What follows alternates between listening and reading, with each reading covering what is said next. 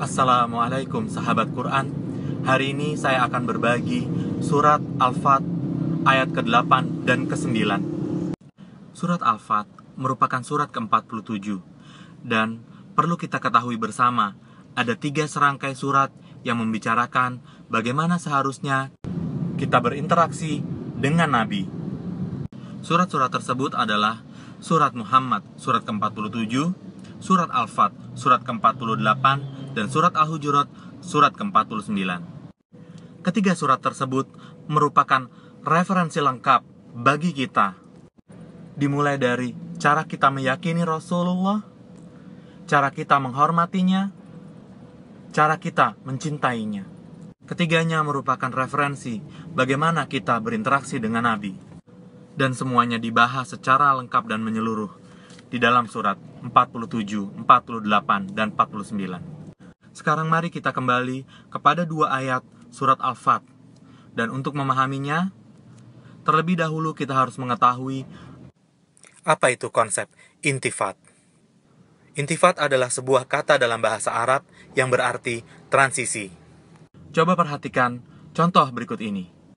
Di dalam sebuah kantor, seorang bos menyuruh anak buahnya, "Kamu, lakukan ini." Dan kepada orang-orang yang lain, dia bilang, "Kamu semua, lakukan itu." Konsep transisi yang Allah gunakan pada ayat 8 dan ke-9 memberikan pemahaman kepada kita tentang 2 kondisi. Pertama, pada ayat ke-8, Allah sedang berbicara kepada Rasulullah dan memberikannya perintah. Kemudian pada ayat ke-9, Allah beralih dan menatap kita, mengatakan apa yang ia ingin lakukan untuk kita.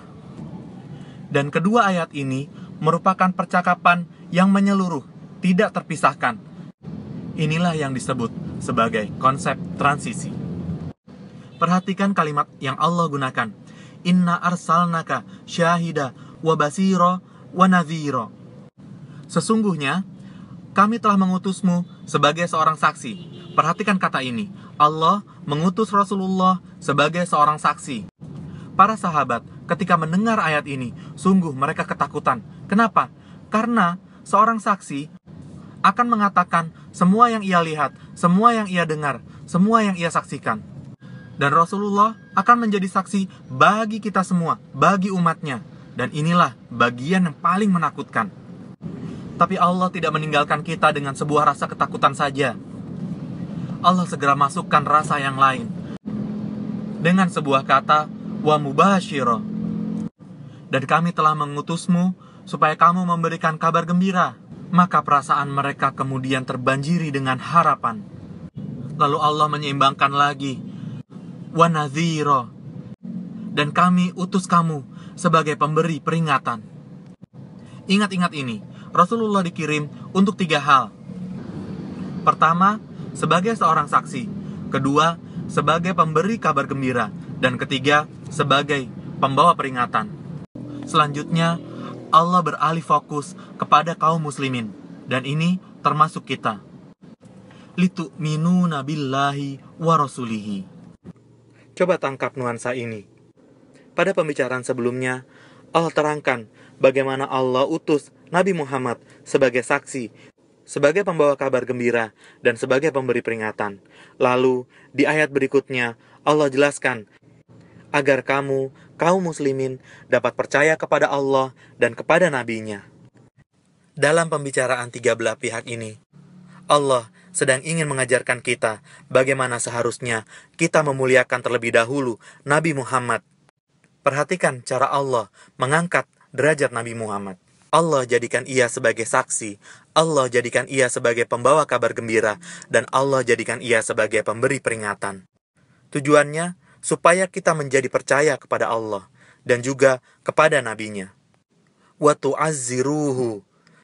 Perhatikan kata yang luar biasa ini. Suatu kondisi yang mungkin bisa menerangkan arti dari kata ini adalah, bayangkan ada seorang anak yang kemudian dia lari keluar dari sebuah kelas dengan terburu-buru melihat gurunya yang dia sangat hormati. Kemudian dia berkata, Pak, sini, biar aku bantu membawakan tasmu."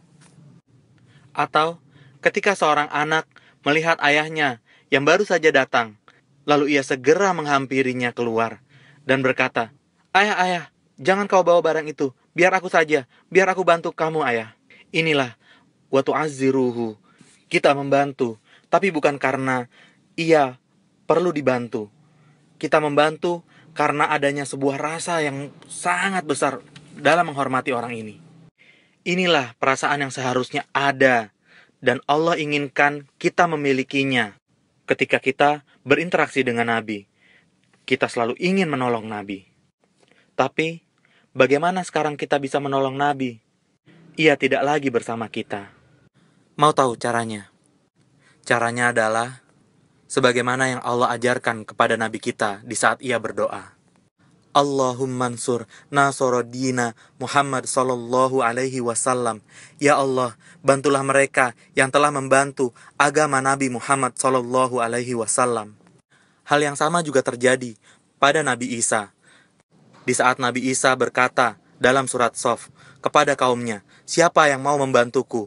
Maka kaum Hawariyun berkata, "Kami akan membantumu." Kita masih bisa membantu Nabi Muhammad dan menghormatinya sebagaimana ia seharusnya dihormati, yaitu dengan cara membantu agamanya. Mulai saat ini, ketika kita akan membantu agama Allah, niatkan agar tidak hanya ridho Allah yang kita harapkan, tapi juga niatkan untuk memuliakan Nabi kita. Lalu Allah tambahkan lagi sebuah kata, wa tuwaqqiruhu, bahwa ketika kita berbicara tentang Nabi kita, ia adalah orang yang besar. Ia bukan orang sembarangan, bukan orang biasa yang sedang kita bicarakan. Seharusnya wajah kita, ekspresi kita, emosi kita tiba-tiba saja berubah kalau kita membicarakan Nabi Muhammad. Ketika kita mendengar nama Nabi Muhammad, seharusnya kita merasa berbeda. Wa tuwaqqiruhu, ia adalah orang yang besar.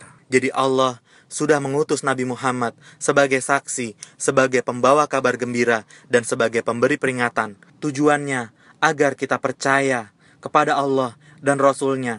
Dan sebaiknya ketika kita berinteraksi dengan Nabi Muhammad, kita sungguh-sungguh menghormatinya, kita menolongnya atas dasar penghormatan. Dan kita sungguh-sungguh menganggap besar Nabi Muhammad, tidak menjadikannya hal yang sepele. Wa tusabbihuhu bukratan wa asila. Dan kita perlu menyatakan kesempurnaan Tuhan kita di setiap pagi dan petang, di setiap harinya. Kenapa tiba-tiba subjek pembicaraan beralih kepada Allah? Hal ini bisa jadi karena hanya dengan cara kita menghormati Nabi Muhammad kita dengan semestinya, baru kita bisa menyempurnakan penghormatan kita kepada Allah. Salah satu cara kita memaknai Subhanallah diterjemahkan dengan cara kita menghormati Nabi-Nya. Kita hanya akan bisa sampai kepada tasbih yang sempurna ketika kita bisa memuliakan Nabi-Nya. Kalau kita nggak bisa menghormati Nabi-Nya sebagaimana ia seharusnya dihormati, maka kita nggak akan pernah bisa juga menyempurnakan tasbih kita kepada Allah. Semoga Allah jadikan kita termasuk orang-orang yang menghormati Nabi Muhammad SAW sebagaimana seharusnya, dan menjadikan kita bersemangat untuk membantu agama Allah, bukan karena agama ini perlu dibantu, tapi atas dasar penghormatan kita kepada Nabi Muhammad. Barakallahu li wa lakum. Wassalamualaikum warahmatullahi wabarakatuh.